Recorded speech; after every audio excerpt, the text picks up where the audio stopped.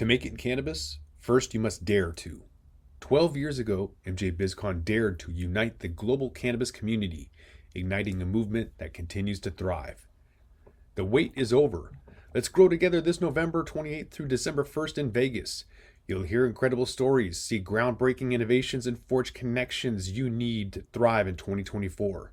But wait, the clock is ticking. Get your tickets by September 28th and save up to $200. And here's the secret. Podcast listeners get 10% off with promo code 23pod10. Don't miss out. Get your tickets at mjbizcon.com. That's mjbizcon.com.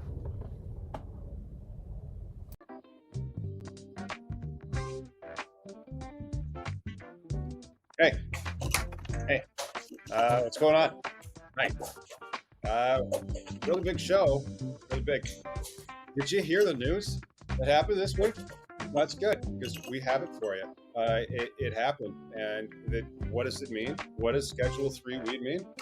You've tuned into the right place. This is Cannabis Legalization News. My name's Tom. You can find me over at CannabisIndustryLawyer.com. This week we have more than just me throwing pens at you, but I will throw some more pens at you. I have like 2 left. Okay, so we're going to talk about the biggest thing ever, and then social equity portals have opened in Maryland. There was also a lottery, a really quick one that happened in Missouri, won another license. We have a lot of information about what that Schedule 3 change is going to mean for the industry. And then I have a lot of news from last week because we were discussing a lot of New York. So stuff on Alabama, stuff more in Maryland. Pot stocks, we're talking about pot stocks. We had some international news. A stupid GOP congressman from North Carolina did something on Friday, something out of Colorado, and we have a name that strain. So thank you for tuning in, and it is Cannabis Legalization News. Let's start.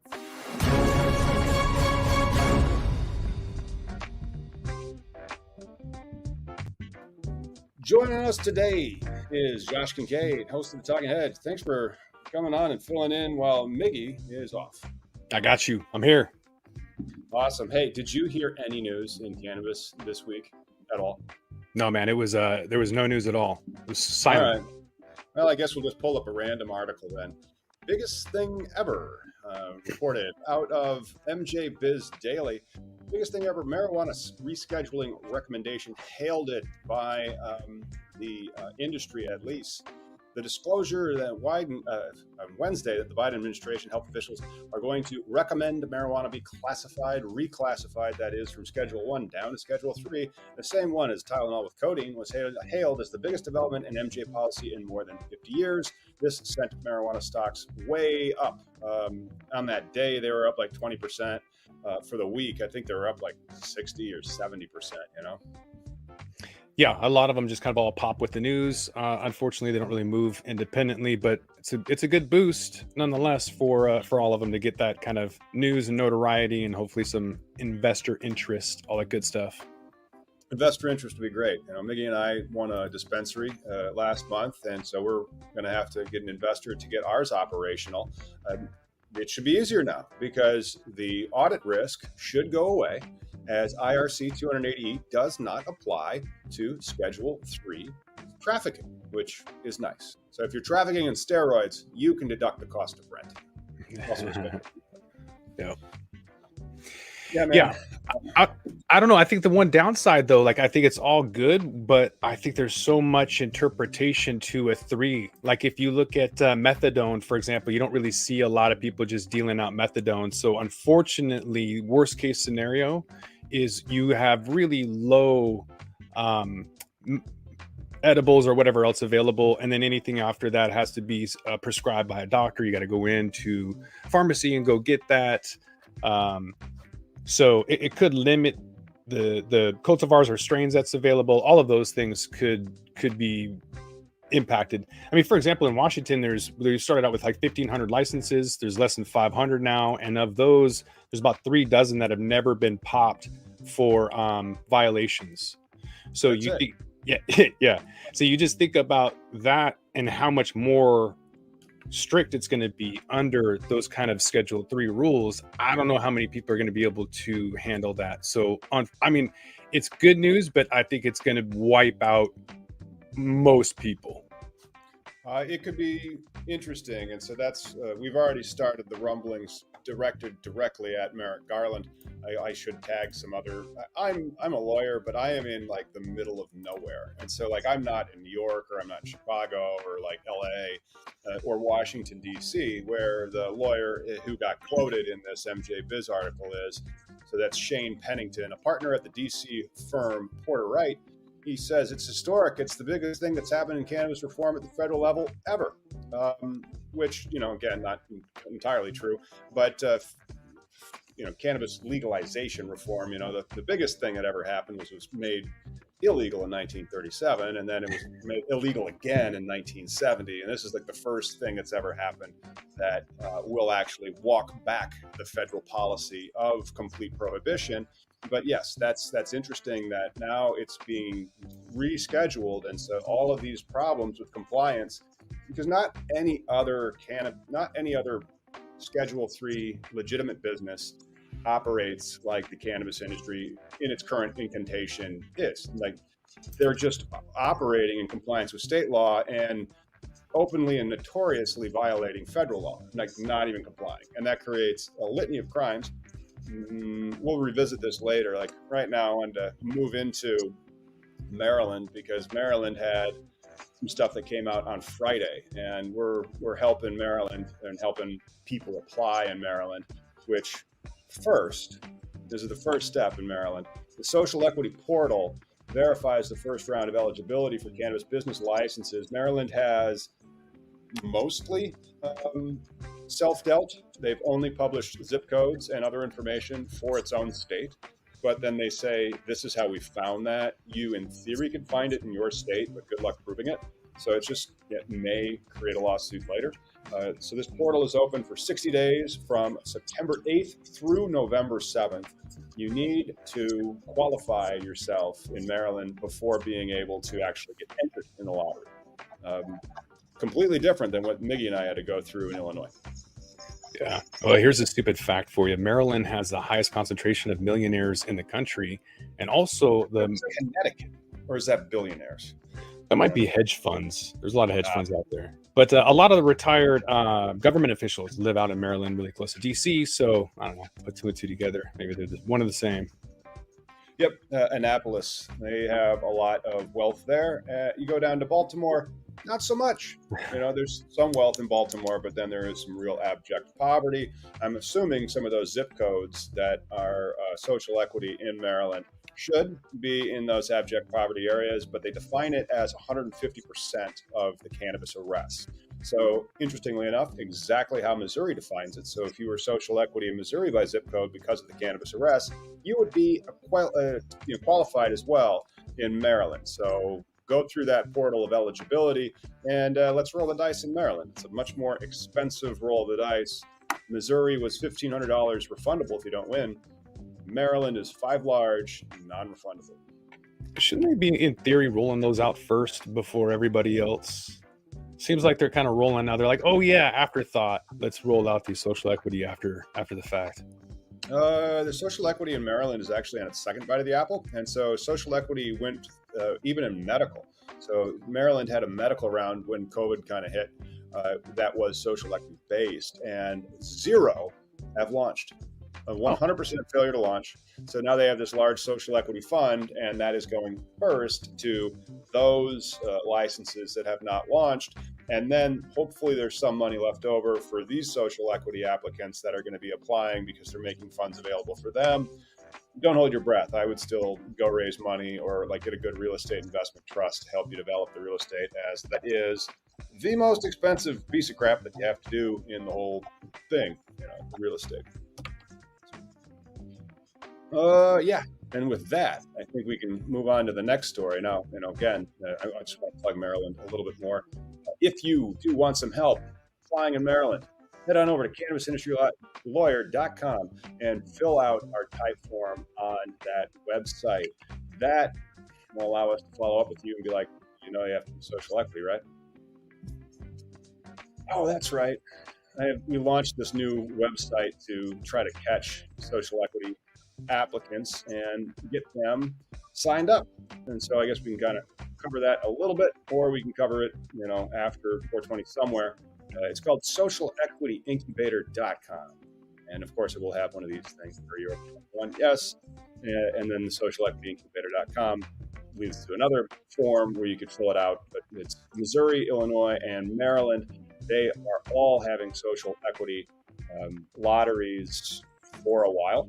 So Maryland's is up next. Illinois was this summer. Missouri, it just hit, but they're going to hit again in 24 and in 25. And Illinois still has over 140 dispensaries to give out. So there's more licenses for social equity lotteries all over the country.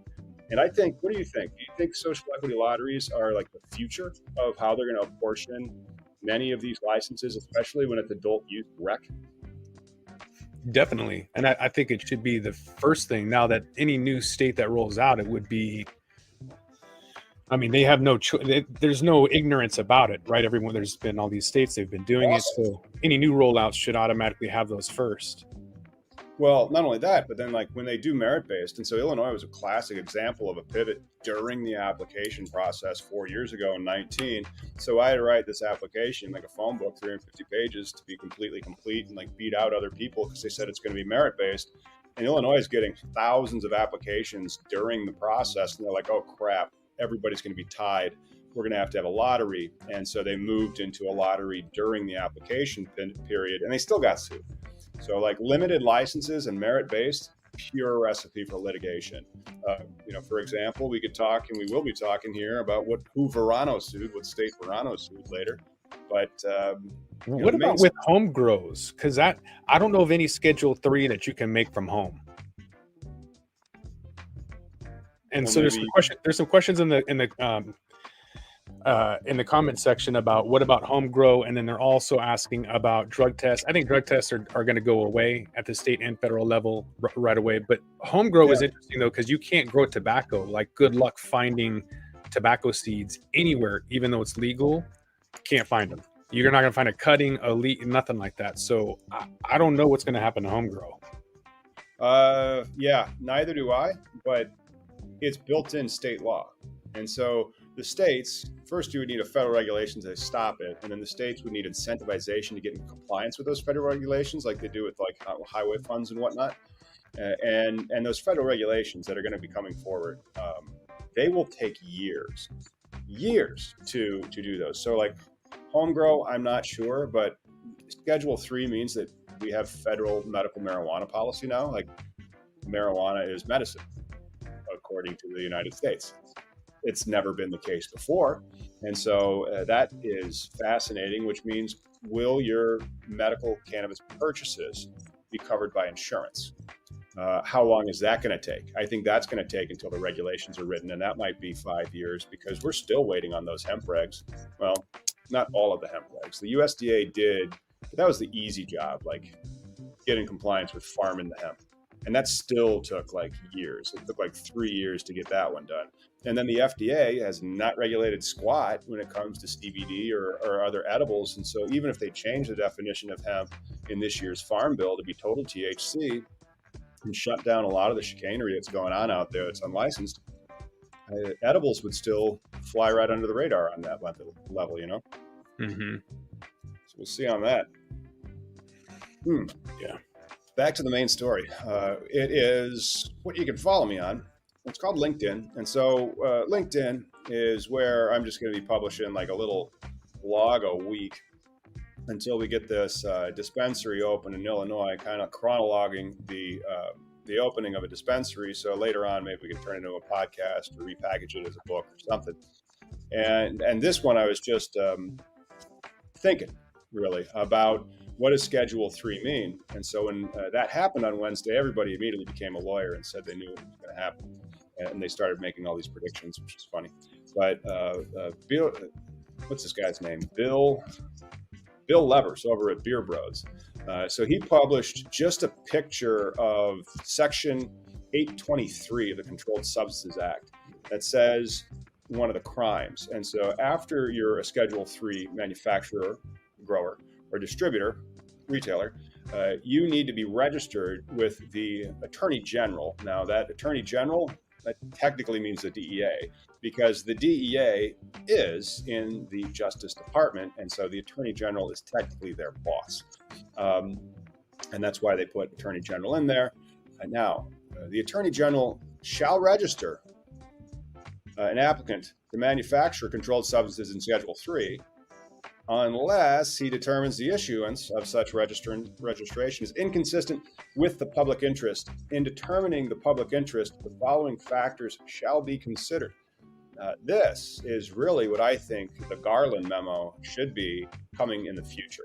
And so if you don't know what the Garland Memo is, that's fine. It doesn't exist yet.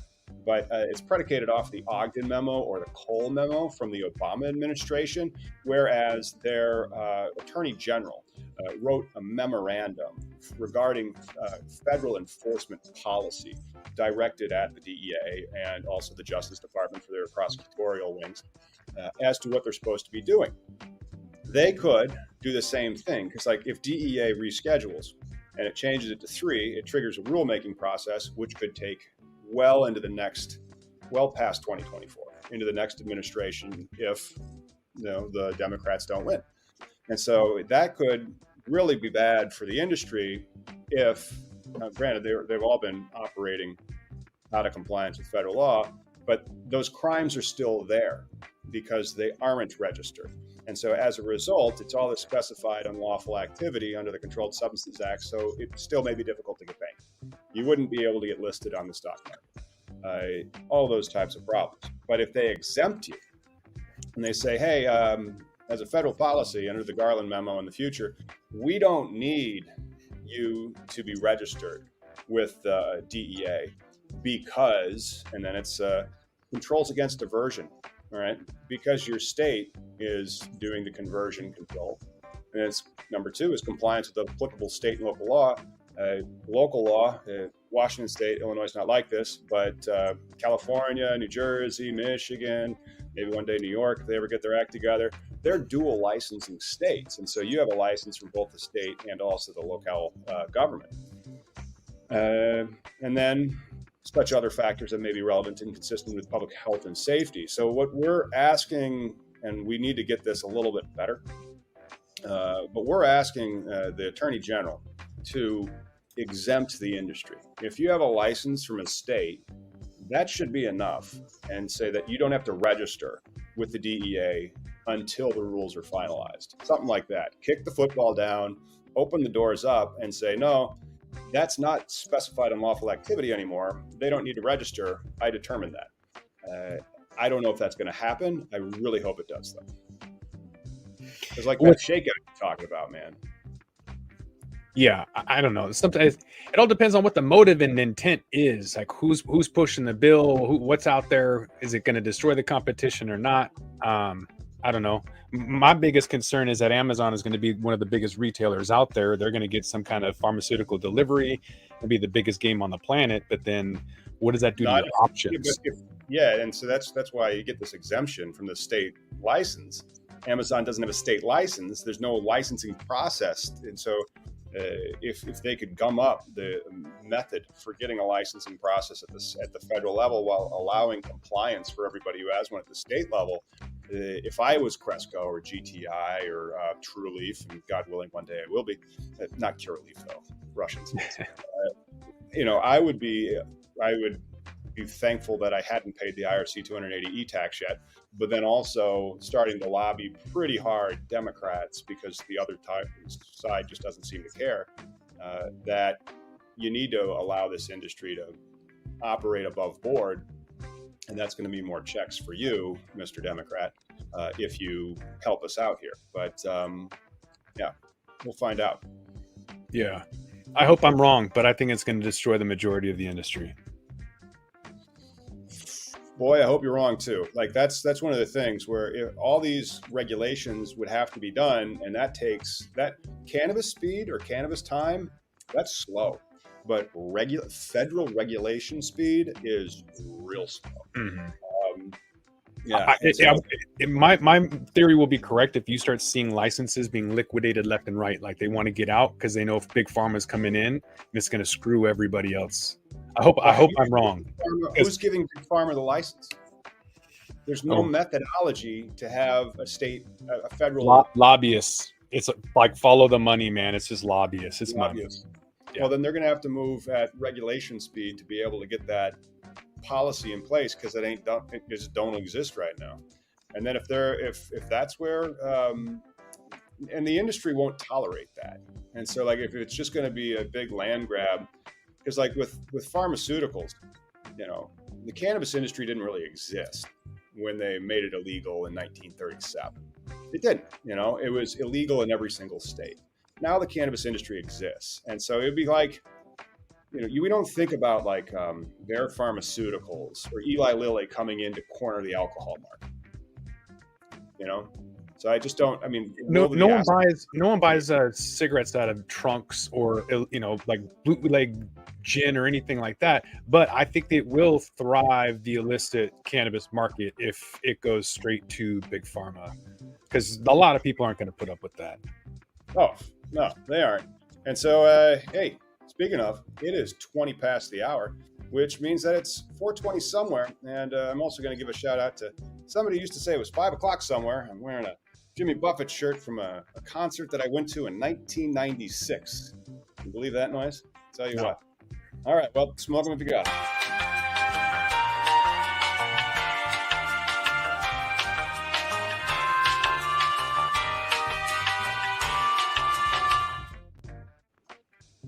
Somebody just said I buy bootleg cigs. That's awesome. Well, the cigarettes is an interesting case. This is why.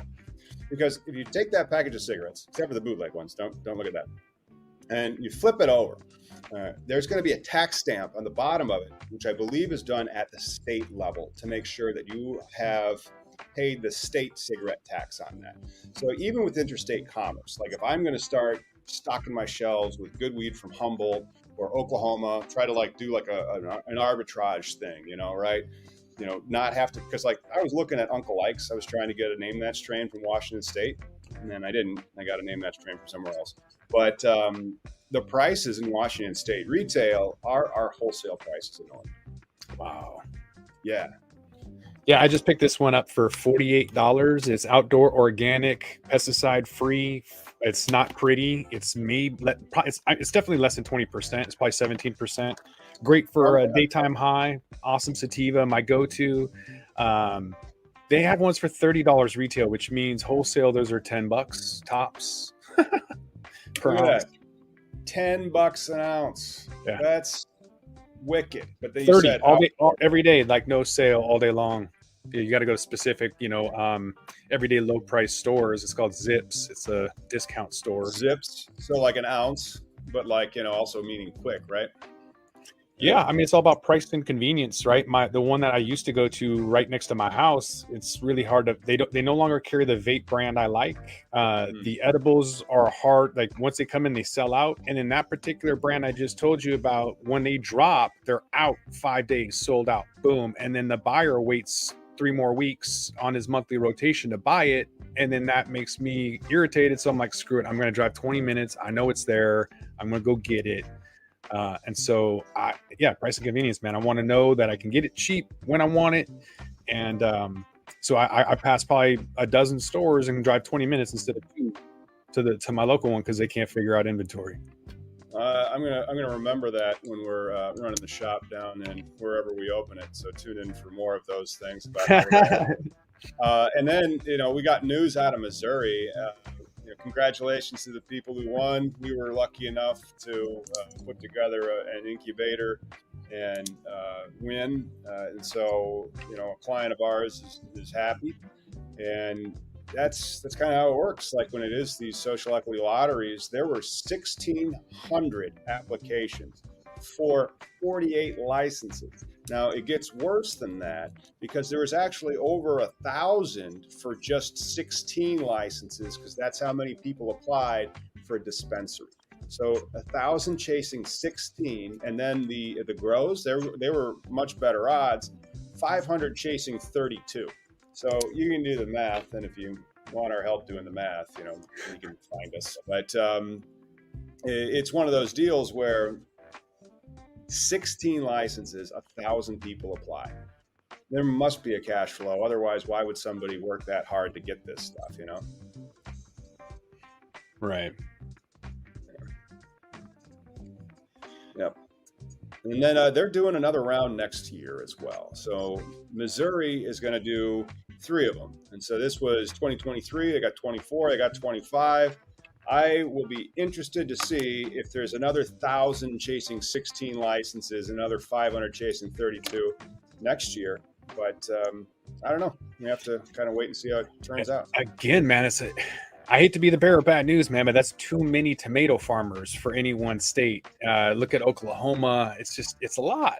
So all these people getting in because they think they're going to have the genetics, the fire, the whatever. And you got to try, I guess. I'm not telling people not to, but damn, that's a lot there's going to be 800 people that lose a ton of money if 1,000 people are applying.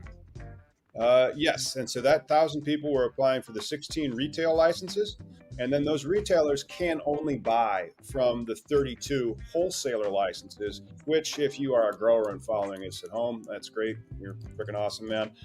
Basically, it's a 50 light. And so it is a 50 light operation in Missouri for a micro, both sides. So you can both cultivate and process. So, it's a wonderful entry. So it's not vertical? It's not a vertical license? You can't have all 3? Wow, why would they do something so stupid and follow Washington? That's the dumbest thing ever. They are trying to create interesting partnerships or contract relationships, I must infer, simply because you can only own one. It's a one and done too. And so like pick a side, grow, process, or retail, and then you get that micro, that's it. Mm-hmm. End of licensing. Now you can manage it. You can manage as many as you want if you stay within the levels. But, still at the end of the day, it's a 50 light, and then it's a dispensary that can only buy from that 50 light. And so what are you supposed to do as a dispensary? You are going to be waiting as long as it takes for the supply to come online. Right. And you need a state. And so like the dispensaries will be open in 2-3 months. And then the growers might be open in 6-12 months. And then the growers will be ready to ship product another 4 months after that, best case scenario. So what is that retailer supposed to do with like a lease and rent and all that stuff for 18 months? And it's going to be expensive because it's all indoor, because in theory you weren't supposed to grow before. So if you have a seed to sale tracking and you're not supposed to plant until you get your license, that means there will be no outdoor harvests for that bottom shelf opportunity.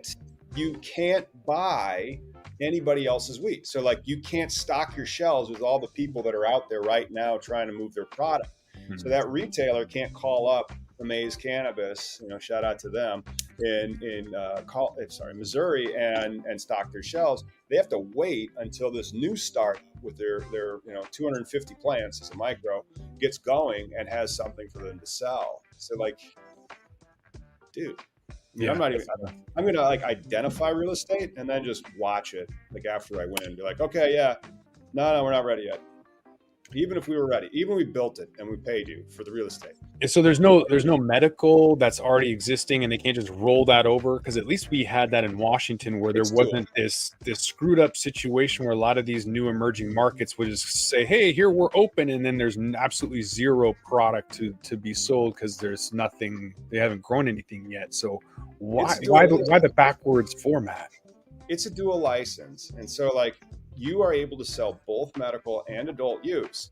But the trick is you as a micro, the type of license that you were just awarded is a micro. And so a micro can only buy from a micro.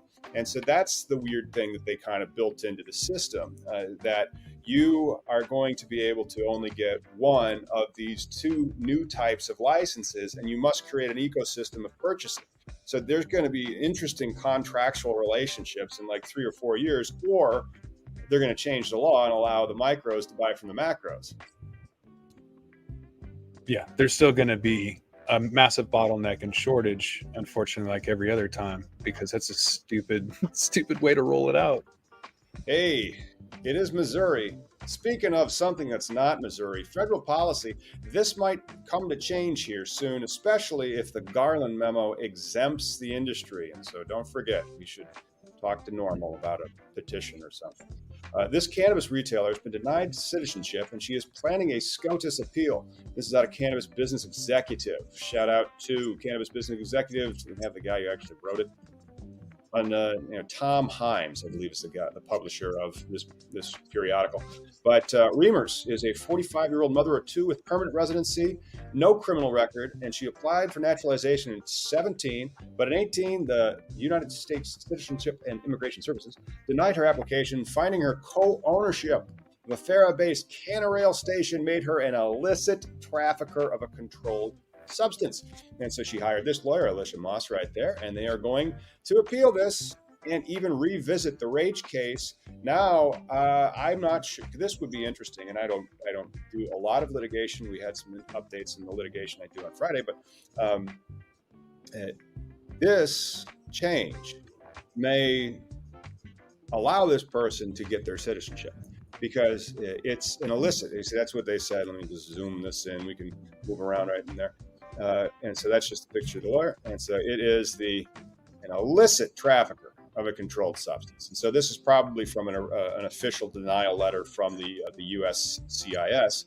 And so if this is an illicit trafficker of a controlled substance, if the Garland Memo exempts the industry from having to register with the Attorney General, the DEA, and they would be in compliance with the federal laws and policies, according to them, pending the final rules by DEA, that would moot the letter they sent in 2018, and you would have a different litigation strategy and be like, can we just petition for maybe you would prevail then? I mean, do you just file that in the court and say, look, new law has come to light, which didn't exist at the time?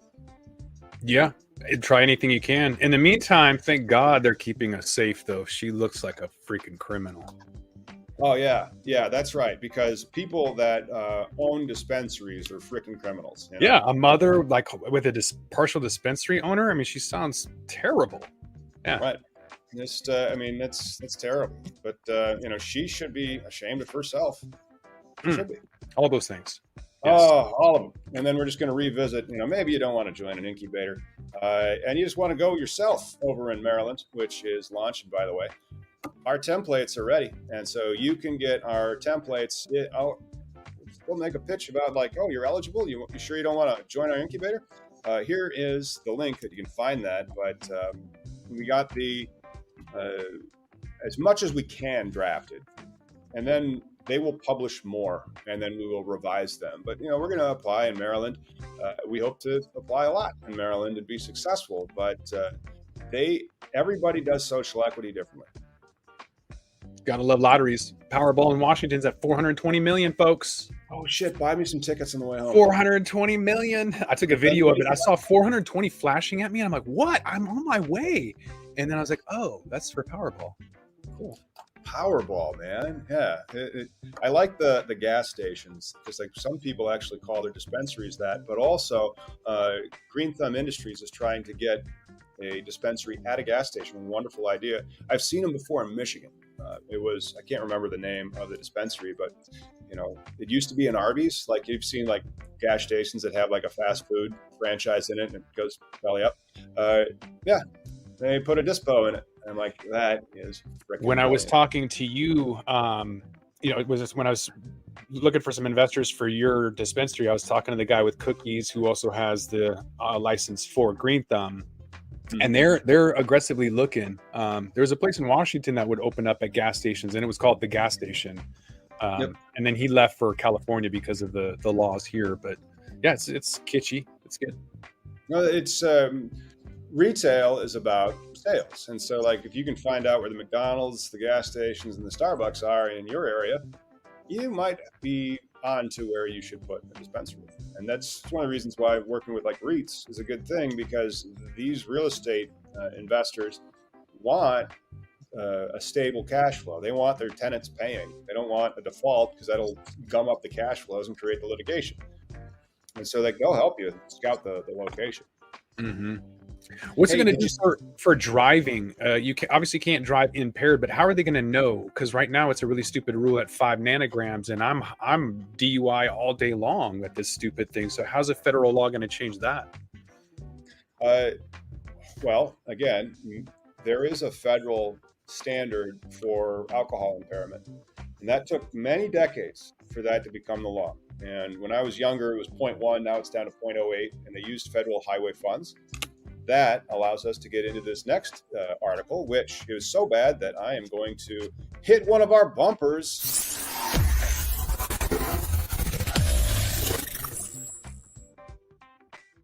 Well, this was terrible. This was published on Friday. A GOP congressman's bill would cut federal funding for states and tribes that legalize marijuana. Shout out to Marijuana Moment. They are the ones reporting on this. Ben Adelin has published it. And legislation introduced on Friday by North Carolina congressman seeks to slash federal funding as well to native tribes who legalize weed. It's the Stop Pot Act, sponsored by U.S. Rep. Chuck Edwards, a Republican from North Carolina. This bill would withhold 10% of federal highway funding to jurisdictions where the purchase or public possession of marijuana for recreational purposes is lawful. That's amazing. I don't know if a lot of people know this, but the NAACP was hired by Coca-Cola to make anyone look racist if they opposed federal taxes going towards sugary drinks. There was a big push against food stamps and junk food, and so in order to combat that, big business, Coke and Pepsi went in and said, "Oh well, if you're going to do that, that's racist because people of color, Black people, like drinking Coke," which is a stupid argument. But they were like, "Oh well, we don't want to be like claim we're racist, so better cut that, better not do that." That's a wonderful lobbying dollar right there. It's Why like, don't we do the same thing? Pay us to be your political consultant, lobby with us. Why would I do that? Just do the same thing. Hire the NAACP and do the same thing and make them sound racist. I mean, as dumb as it sounds, like just play their own game. Look, I'm sure the NAACP has a package, a consulting package, or contribution level for this. They've done it before, you're saying. Yeah, it's stamped. There's a copy and repeat. Mm-hmm. Yeah, I'm not able to do that. I tell you, some people can, but the NAACP they can. Hey, let's do some more news. And for example, this article was just crap. And it's just crap. But they do say here's the sponsors to it. 2 organizations have endorsed this bill so far, and if you're with one of these organizations, chances are you are a square. They are Smart Approaches to Marijuana, aka SAM, and the Christian Action League. I tell you what, I don't mind if I'm not cohorting with them. All right, moving on to that next. That one was from a while ago. There it is. This is what happens. And so if you've seen The Big Lebowski before, you should. Walter complains that this is what happens, Larry, when you fuck a stranger in the ass. And so first off, there's going to be pop-up ads. But Cannabis Business Times reported this last week. Verano sues the Alabama regulators over voided licenses. Multi-state operator is one of 21 awardees in a medical cannabis licensing process that is now in question. Rumor is they are going to do another round of licensing down there, but it's $40 million that they said that we're ready to invest in this state. Patients deserve better than years of litigation, and they're ready to invest $40 million. So this is what happens when you do limited market cannabis merit-based for your medical program. And Alabama's medical program is what I would call piss poor because it does not allow flower or THC really. So it's just a glorified CBD hemp program that people are fighting tooth and nail for huge grows, just ridiculous size grows, no patience, and like a political will that's just not even there for it, I don't understand why people do these. Well, it sounds like there's 2 people that might benefit from that, and it sounds like they may have written that bill. Yeah, that's correct. And so that's the other thing that happens is rent-seeking behavior from the political insiders. They write the bill to benefit them, thinking they're going to make all the money, and then they block everybody else out using this, merit-based complex application where you have to write like a 700-page instruction manual and show all this cash. Verano's like beating their chest saying, we got $40 million, bro. Dad owns a dealership. And he's like trying to make a big deal of this. But the only thing that happens is the industry does not roll out. Patients are not served. People are not having the industry there when it's like an actual industry. Now, the exact opposite of that would be Oklahoma. But there has to be some type of happy medium somewhere where, and I think Missouri did a great job, where they had a regulated and expensive style, but they also did merit-based, and they ended up in litigation for 2 years. So they should really just get rid of merit-based and do like what New Jersey's doing for the applications for adult use, where here's the compliance, follow the rules. We need your application. It needs to be complete, 200 pages. Okay, do you have zoning and community approval? Okay, do you have the money to get built? Well, that's on you. Yeah, that almost sounds like it makes too much sense, though. Can you believe that shit came out of New Jersey? Like the most sensible cannabis bill going on, pretty much, except for Michigan. Michigan's done a great job too, in my opinion. But yeah, I've seen some good stuff out of New Jersey. Like, I think my favorite was the Cannabis Lounge bill, where they just erased the Clean Air Indoor Act. Like, this bill eliminates that with the swipe of a pen, and I was like, man, that's brilliant. Copying that for Washington State, I love it. Yeah, does Washington State allow indoor consumption? Absolutely not. It's a felony. It's the only place that has a Class C felony on consumption and maintaining and operating a cannabis lounge. It's the strictest rules, I think, in the country for that. Yeah, there are how many bars in Washington State? Like how many? About as many as Starbucks. A lot. Yeah, hundreds, thousands probably. Not one place, and it's a felony. I remember visiting, and I can't wait to visit again. Hopefully this year, but this year is quickly burning through. We'll see. But I think it was like 16 or maybe 19. You'd have a bus, and people will go inside and smoke on the bus. Like, what was that? Was that your loophole? Well, yeah, for events. And those don't really exist anymore. One of them went to Florida. One of them stopped doing it. One of them went to another industry. So they don't, none of those. Oh yeah. And another one just quit altogether. So yeah, none of them are around anymore. Fucked up. Yeah. Well, there's nothing in this whole like Northwest, even Oregon. There's nothing going on in Oregon. At all. Very little going in BC, British Columbia as well. So the whole Northwest is lame. California is still popping up. It's weird. So yeah, there's not a lot in the West right now to go to in terms of events. Hemp Fest, unfortunately, is out for the count. It's weird. Well, maybe that'll be the future of the industry. There just won't be one. There'll be one, but nobody will care.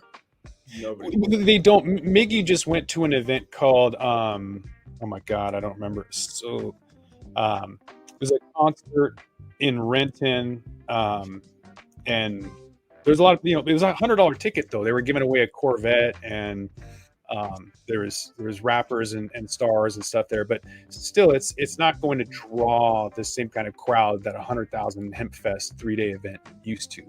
Well, that was a protestival that was done as a nonprofit.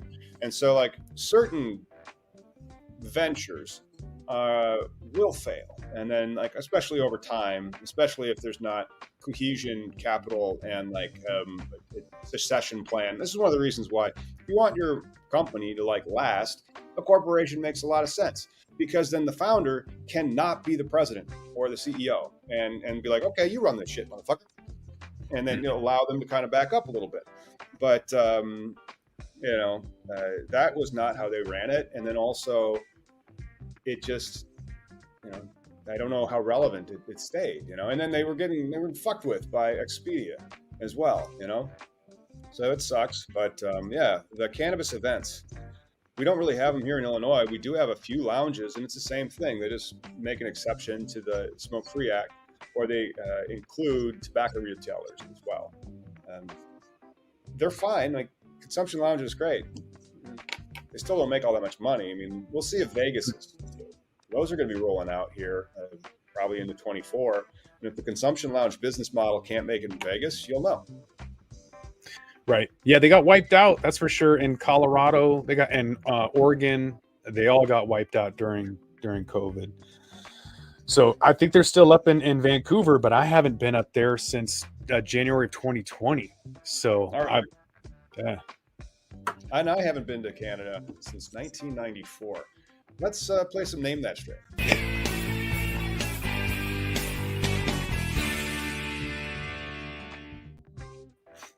Happening. There's a strain that you can name. This one is popular.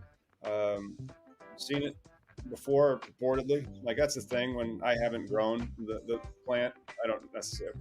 Even then, like, I didn't breed it, so I don't know like what his parents were. And so, like, you still are taking a lot on trust. But it's a popular one. It's an indica. What do you think about that nugget, Josh? Are you an indica guy? No, it shuts me up. I can't think, function, or do anything, which is great for nighttime. But like, yeah, very rarely, except at night, will I dive into an indica. But it looks all right. It's got some orange hairs in there that look like they might be talking to me. Well, it's a hybrid. I shouldn't have said that it was completely indica. There is one of its parents is OG Kush. So there is an indica parent out there, but then its other parent is strawberry diesel. And so the strawberry diesel is usually more of a, daytime cerebral strain. So it's a hybrid. Yeah, diesels aren't bad depending on who grows it. Not too shabby. Like, Kush is good for that body high at night. Might be a good Kush. Master Kush is not. This one has to do with comic books. So if you understand comic books, you will probably get that. No, it's just not. Jerry Seinfeld is not a comic book. He is a comic. But if you're into comic books, this strain is named after a comic book character. That's also a good hint. Parents are OG Kush and Strawberry Diesel, bred by Dark Horse Genetics. As Chad is watching, we'll probably get that. And I like how somebody goes Batman. I'm like, no, sorry. But Bruce Banner, William Taylor, that is it. Ding, ding, ding. We have a wiener. And so we don't really mail out things for winners anymore. We should probably start doing that again. But yeah, that's Bruce Banner. And according to Leafly, it is there. I'm going to get rid of that over there.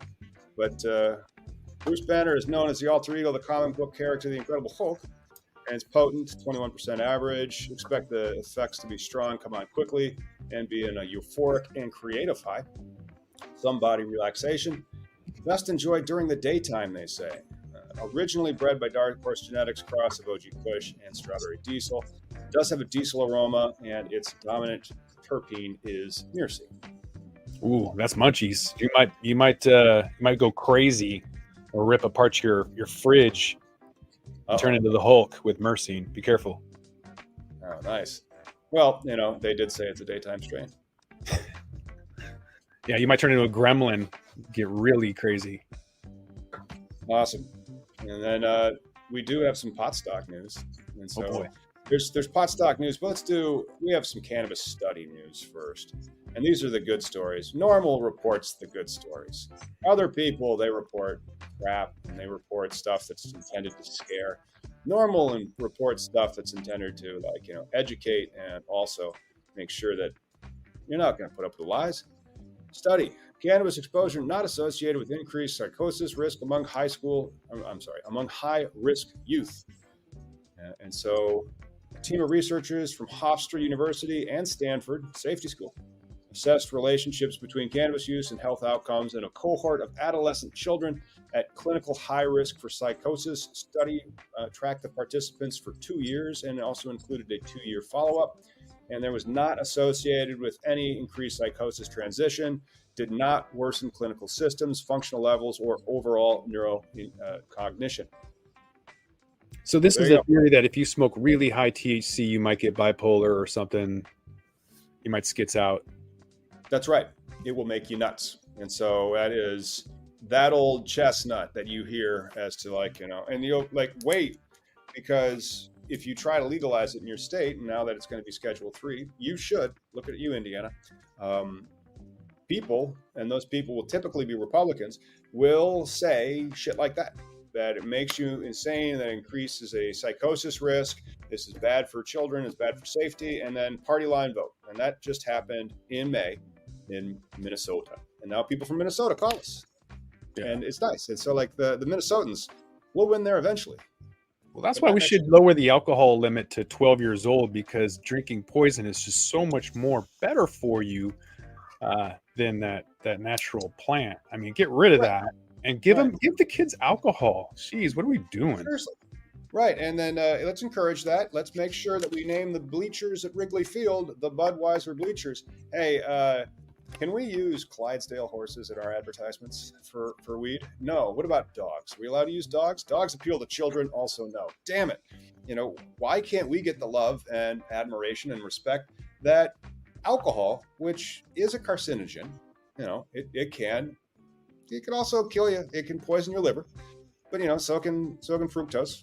Careful of those crazy shapes. Might be addictive, to children if it's too bright in colors, but don't do black and white, because that might be, attracting kids too. So just maybe don't do anything.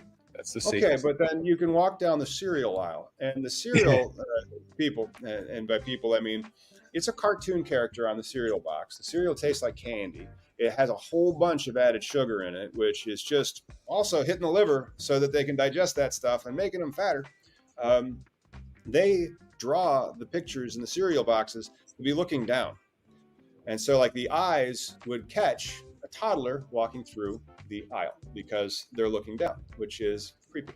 But, you're trying to increase sales. You're not trying to, and you're exploiting children to increase the sales. That's fine, because it's not weed, I guess, right? Yeah, for all you conspiracy theorists, check out Edward Bernays. He is the nephew of Sigmund Freud, who got us to eat the American breakfast we do, also got females to smoke cigarettes, and has manipulated Americans forever, and you probably didn't even know it. Check him out. Edward Bernays. Fascinating rabbit hole. Edward Bernays, everybody. We'll have a quiz on that next week. And so also, we do have some pot stocks, because they had an amazing week last week.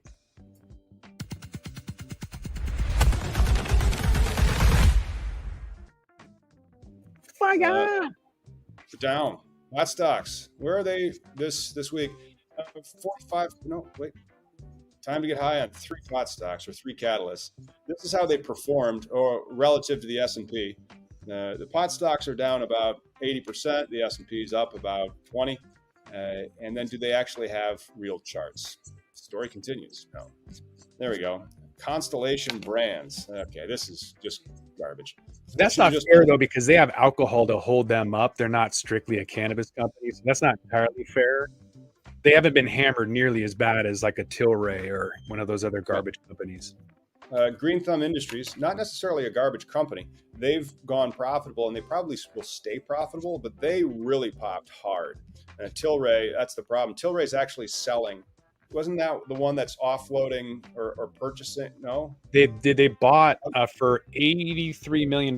They bought 8 brands from Budweiser, and they got a couple brands from Coors in order to do some non-alcoholic CBD, I'm assuming, or to differentiate because they suck at what they do. Right. And so they are trying to get into, and I mean, they don't even have links to the stocks, I tell you. They are trying to Constellation Brands themselves, which is interesting. But let's see. Green Thumb for the week was up 40.7%. Not bad. And then if you do 6 months, it's actually up 10%. And if we do a whole year, it's down 25% for the year. But you can see it's like, whoop, that right there. That was Wednesday. That was the Schedule 3 news. In theory, it could retest. And if it does trace that, that would be a pretty bullish indicator, but we'll see that. And then let's see, who else is, we could look at their stocks. Curaleaf, maybe. How much do you think they were up? Curaleaf stock? 20% probably on average. Let's do the 5 days. Yeah, they're up 37%. For 1 year, they are down 40%. How about Trulieve? Trulieve stock. Stock news, 5 days, 63%. Go Man. to PSDN, the Poseidon ETF, which is a basket of currencies. PSDN? PSDN, they had to shut down within 2 years of launching this exchange traded fund, or ETF. They had to shut down because no one was buying anything. So it's funny how these things pop with the news, but in reality, like, this market goes nowhere. And so funds like the Poseidon Asset Management Group, who are great, have to shut down because there's literally no volume or interest. The funniest thing is, they shut down on the 25th of August. Uh-huh. A week later was the biggest news for pod stocks in 50 years. Yeah. That's just... Yeah, and a lot of them they've told me on my podcast that nobody is anticipating financial news. They're not making any decisions based on it, any federal news at all. And then bam, this happens. So right when people give up, I always say pendulum always swings at when people expect it the least. So here you go. Yeah, it was pretty crazy.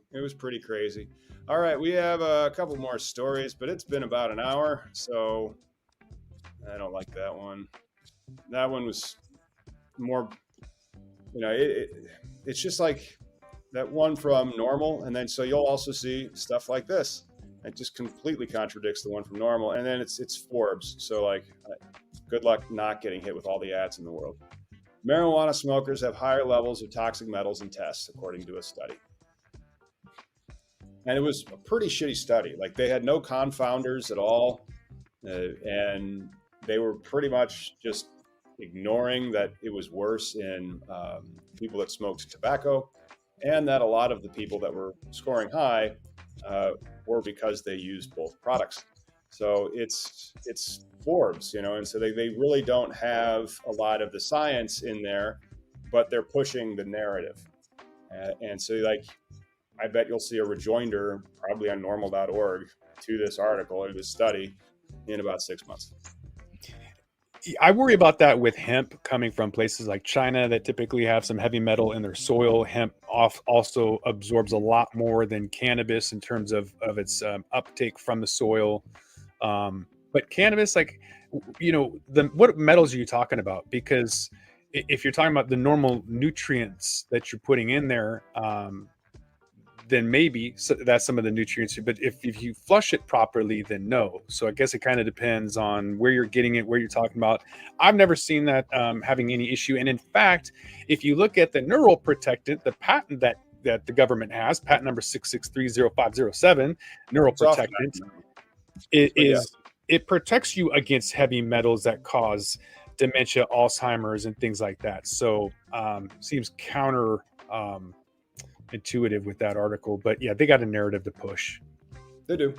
Yeah, but it was the lead levels and cadmium levels is what they are reporting. But and it's, somebody will dig into this. Forbes, I can get an article published in Forbes for 10 grand, and one day I will, because I want those backlinks and it'll make me seem like a person. Yeah, and so I don't believe what is in Forbes, because I know that you can buy your way into Forbes. Yeah. All right, man. Where can people find you? And, thanks for hanging out and talking about the news. Is there anything going on in your world that the audience needs to hear? I'm getting ready to get some stuff down in Vegas. If anybody's down there, I want to get a female perspective on the cannabis industry in Vegas. So that's going to be one of my main focuses at MJ BizCon, the world's largest cannabis conferences, November 27th through December 1st. I will be in Las Vegas trying to get out of the Seattle rain. I'm trying to drag Miggy with me. We'll see. Yeah, we'll take him, because I'll be there too. And so, the company, one of the companies, he won the license, for us, and so we'll have him there too, because we gotta. Hopefully, we found at least most of our investment by then, but you never know. And then you'll never find investment at MJ Biz. There's just too many dang people. It's a great place to network and get started. So I'm looking to do some interviews down there. Fifth and final season, the Talking Hedge, and then we'll see where it goes. Just gonna focus on the investment sector for 2024 and beyond. Mm-hmm. Yeah, that investment sector, that's where the money is. And so Cannabis is mind. broke, man. They are broke. And I don't really want to have a podcast talking about negative stuff all the time. And it's going to be a turnaround industry. People are getting into holes they need people to dig them out of.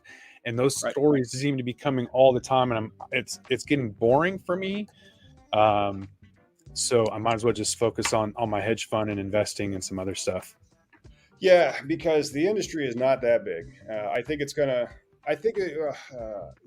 Okay, so the dot-com boom and the bust, and so that happened in cannabis, and like 21 was the boom, and then it busted, and so just like 1999 was the boom for the dot-coms, it busted pretty hard, but then we had movement this week, so I think it's going to start booming again, but.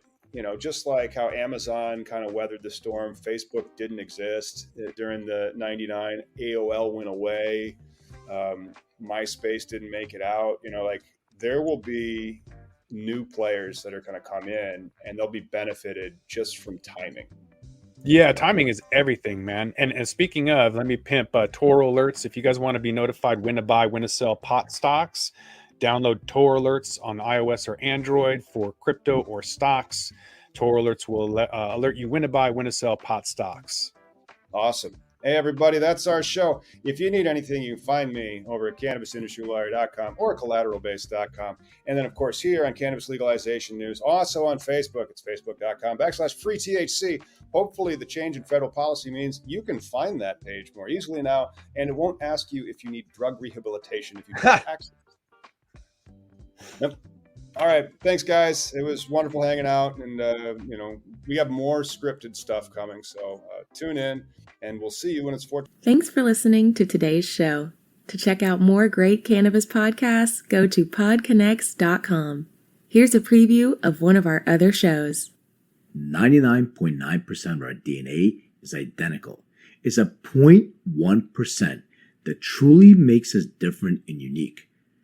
And that's what the show is about. Find out that 0.1% about your favorite guests. Find out what music they like, their first cannabis experience, and even what their room looked like growing up. But more importantly, or as important, their journey. Learn what makes them unique on Everything is Personal. Somewhere.